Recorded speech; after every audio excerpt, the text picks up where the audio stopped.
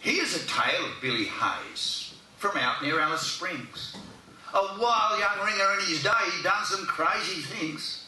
He jumped bulls over fences, raced a colt up Ayers Rock. See, his legs weren't made for walking, they were built for riding stock. A legend of the rodeos from Ireland to Broome, an untried horse at 6 a.m. was saddle broke by noon. No form of equine foolery Billy wasn't going to try. Only one thing ever spooked him. He was way too scared to fly. If I was meant to do it, I'd have feathers and a beak. You take the plane in a day, I'll ride and waste a week. I heard they're safe as houses and mechanically they're sound. But I don't see no rope or bridle, so I'm sticking on the ground. Well, one day, Billy got a phone call from his mate in Adelaide. See, he'd got his girl in trouble, and the wedding cards were played. Bill, I don't know how you do it. You can beg or steal or borrow. But, mate, you've got to take the plane because the big day's on tomorrow. Well, Billy cursed and spat and said, that dopey bloody coot. He knows I jump on anything that's coming out of chute. I rode stallions that'd kill you. Bulldogged off their brain. I never thought there'd come a day I'd have to catch the plane. Well, Billy legged it to the airport. He thought, well, this is it. The lady at the counter asked, where would you like to sit? Billy said, you know that black box thing they always seem to find? You could put me right inside if you wouldn't bloody mind. The lady smiled politely. He said, sir, I'll take your bag. He said, I don't bloody think so. And by the way, it's called a swag. Now, Bill was sweating buckets when they finally cleared the strip. He had his seatbelt on that tight. He was bleeding from the hip. But when he levelled out, he stopped shaking at the knees. He looked around, relaxed, and thought, this flying game's a breeze. He clipped his belt undone, stretched back in his seat. Well, he couldn't stretch that far because his swag was at his feet. The captain crackled some. Bill asked the hostess what he said. Sir, you'd better buckle up. There could be turbulence ahead. Turbulence? What's that? It's pockets caused by heat. And when it gets severe, it can throw you from your seat.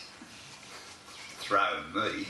Oh, you bugger. He pushed his seat right back, wrapped his legs around his swag and put his left hand through the strap. He jammed down his Akubra.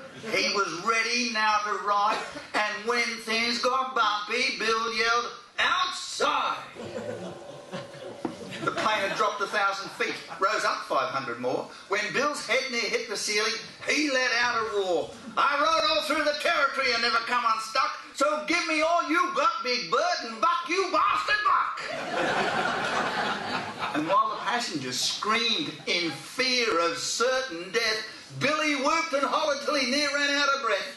You could swear that canvas swag was welded to his arse. And before the ringer knew it, he bucked up to business class.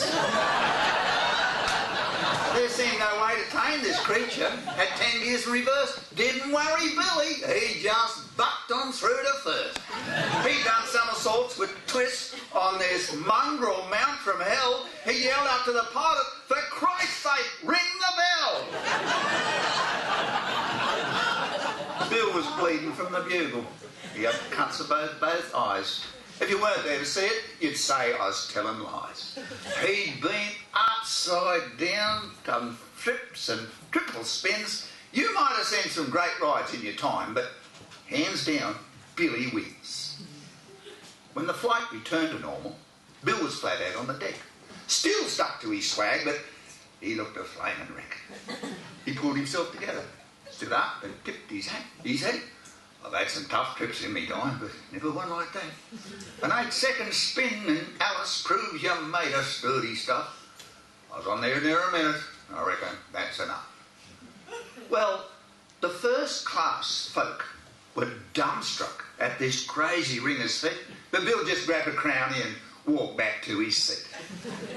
Years have passed. Bill's on give the bucking game away. Too many broken bones and dusty miles for way too little pay. Now, planes planes are not a problem. In fact, he'd rather fly than ride. And when they talk about his maiden voyage, his chest pokes out with pride. You can talk about your Rocky Neds and that old chainsaw bloke. I rode them both without a rope and rolled a bloody smoke. There's cowboys round that think they're hot, but they ain't tasted heat till they've ridden time on Turbulence at 30,000 feet. Hurry home.